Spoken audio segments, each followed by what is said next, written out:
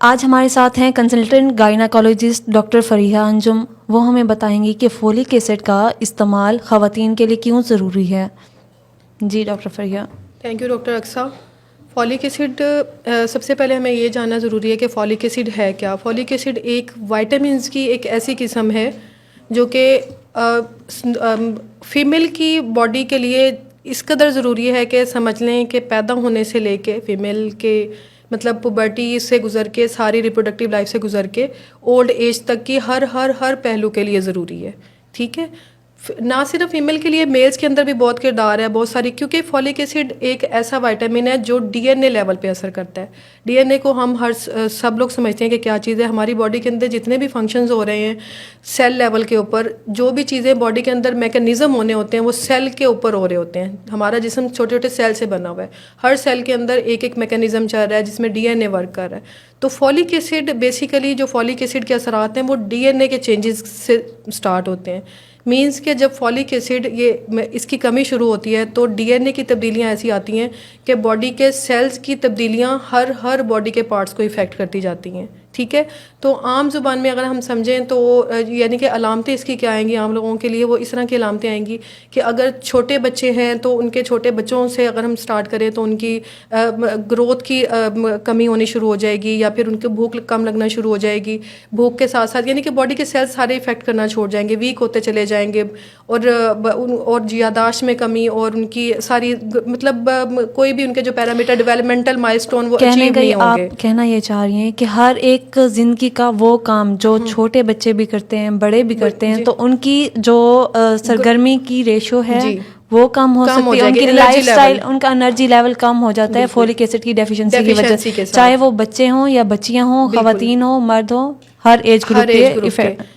और छोटी एज से जब पुबर्टी की तरफ फीमेल चली जाती हैं, प्री पुबर्टीवल एज में अगर फॉलिक एसिड की डेफिशिएंसी है तो मिनार्क के ऑनसेट में मसला होगा, यानी कि माहवारी जो सबसे पहले फीमेल में शुरू होनी होती है उसके स्टार्टिंग में मसले मसाइल होंगे, ब्लड के फ़्लो में मसले मसाइल होंगे, फिर चलते जाएँ तो मज़ीद अगर फॉलिक एसिड की कमी मेनटेन रहे और ना कमी पूरी की जाए तो माहवारी के मसाइल मुसलसल चलते चले जाएंगे। फिर एक थ्रू आउट वीकनेस बॉडी के अंदर, क्योंकि सेल लेवल के ऊपर काम ही नहीं हो रहा, एचबी ड्रॉप होती चली जाएगी, एचबी ड्रॉप होगी, एचबी की कमी की वजह से खून में कमी, और खून की कमी के सबके पता है कि जो अलामतें हैं, वीकनेस, कमजोरी, और कोई भी काम करने में आपको, हाँ जी, ये सारी अलामतें, हाथ कपकपाना, इस तरह की सारी अलामतें आती जाएंगी। यानी कि जब से लाइफ शुरू हुई पुबर्टी, फिर इवन जब आप pre pregnancy, pre marital group जो रिप्रोडक्टिव एज है उसमें भी अगर आपकी फॉलिक एसिड की डेफिशिएंसी है तो आपको फॉलिक एसिड की डेफिशिएंसी पूरी करना बहुत ज़रूरी है। इवन हमारे पास को जो अक्सर फीमेल आती हैं कि हमें एडवाइस करें, हमारी शादी होने वाली है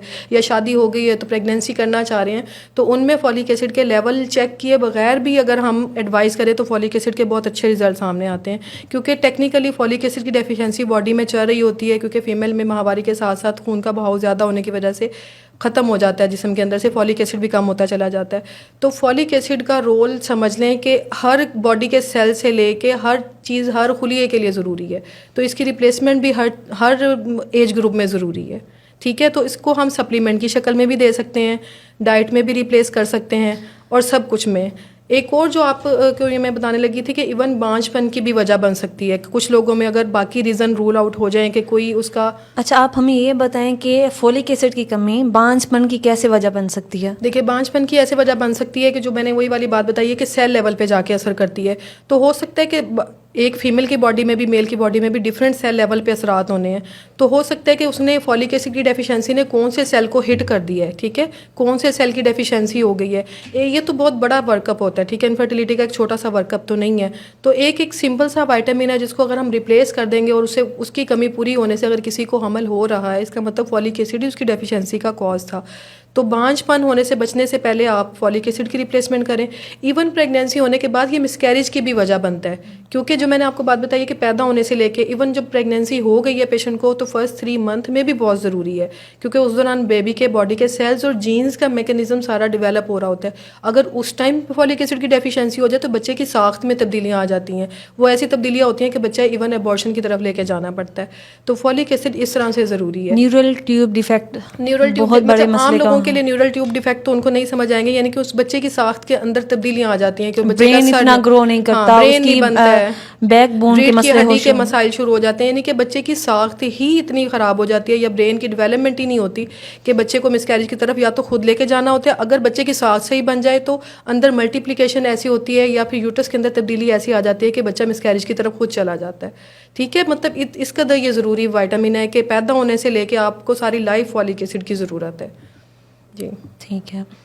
अच्छा, हमारे पाकिस्तानियों का ये एक बहुत बड़ा सिनेरियो है कि जब वो प्रेग्नेंट होते हैं तब बहुत कम ख़वातीन ही फोलिक एसिड का इस्तेमाल करती हैं। ऐसा ही है। ना वो प्रेगनेंसी प्लान करने से पहले लेती हैं, ना वो शादी से पहले लेती हैं, ना वो लाइफस्टाइल, उनको लगता है कि फोलिक एसिड ड्यूरिंग प्रेगनेंसी लेने वाला ही सप्लीमेंट है।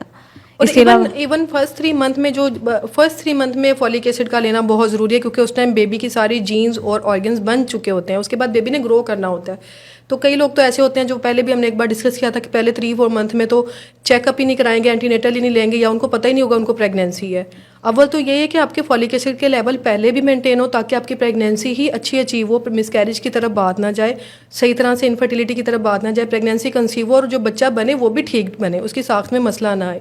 तो लेते ही नहीं है, तीसरे चौथे महीने आएंगे तो अक्सर ये होता है कि बच्चे का सर ही नहीं बना होता, या अज़ा में ऐसा मसला होता है जिसका फिर पता चलता है उसकी तो वजह फॉलिक एसिड की कमी थी, फिर उनको रिप्लेस करने पड़ते हैं। तो ये बहुत ज़रूरी है कि आप प्रेगनेंसी से पहले ही अपने फॉलिक एसिड को रिप्लेस करें ताकि उसकी कमी आपकी प्रेगनेंसी को होने में और होने के बाद उसकी कॉम्प्लिकेशन ना हो।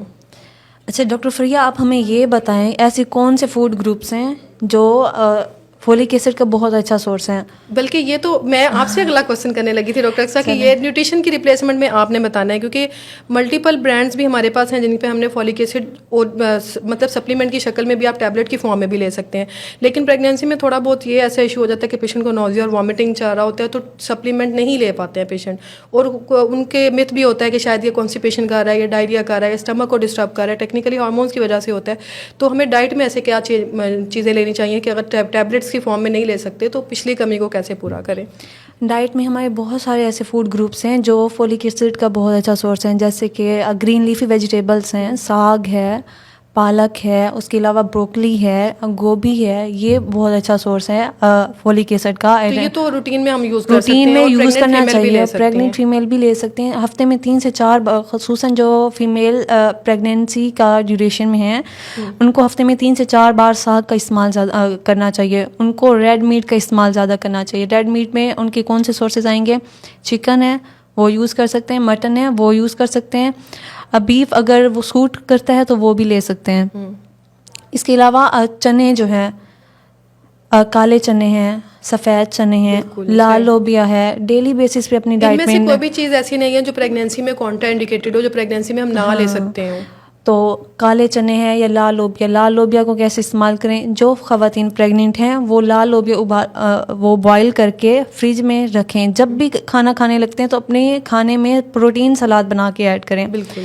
प्रोटीन सलाद कैसे बना सकते हैं कि जैसे खीरा है, गाजर है, उसमें गोभी भी ऐड करें, और फिर लाल लोबिया आधा कप, हाफ कप उबले हुए लाल लोबिया वो भी ऐड करें। हर मील में जब आप लाल लोबिया की एडिशन करेंगे उससे आपका जो फोलिक एसिड का कंटेंट है वो इम्प्रूव हो जाएगा।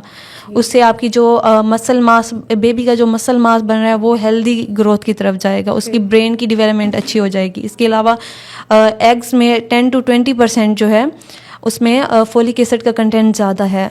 इसके अलावा हर वो चीज़ जो आयरन का अच्छा सोर्स है उसमें फोलिक एसिड भी पाया जाता है, जैसे कलेजी है, जिगर, फेफड़ा। वैसे कलेजी प्रेगनेंसी में नहीं लेनी, प्रेगनेंसी में नहीं लेनी चाहिए, लेकिन बाद में ले सकते हैं ये, ठीक है। इसके अलावा नट्स का इस्तेमाल ज़्यादा करें, ठीक है। और सबसे अच्छी चीज़ है ओमेगा 3 फैटी एसिड, ये भी साथ में लेना चाहिए, ये भी बेबी की ग्रोथ के लिए अच्छे हैं, जैसे सनफ्लावर सीड है या ये अखरोट, नट्स वगैरह हैं।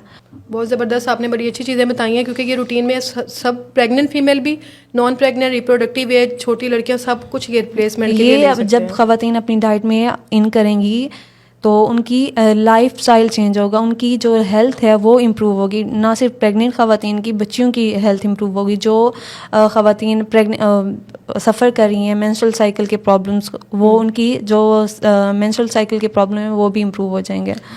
इन शॉर्ट ये है कि अगर फॉलिक एसिड का हमें ये पता चल जाए कि ये बॉडी में कितने फंक्शन कर रहा है, ये कितना ज़रूरी है और इसकी कमी से हमारी कौन सी रूटीन की इतनी सारी अलामतें दूर हो जाती हैं। अगर हम इसकी कमी को दूर कर लें तो हम कभी भी इसको स्किप ना करें, अपनी डाइट से भी या सप्लीमेंट से भी एटलीस्ट, या पिछली डेफिशिएंसी को कम करने के लिए सप्लीमेंट से। शुक्रिया।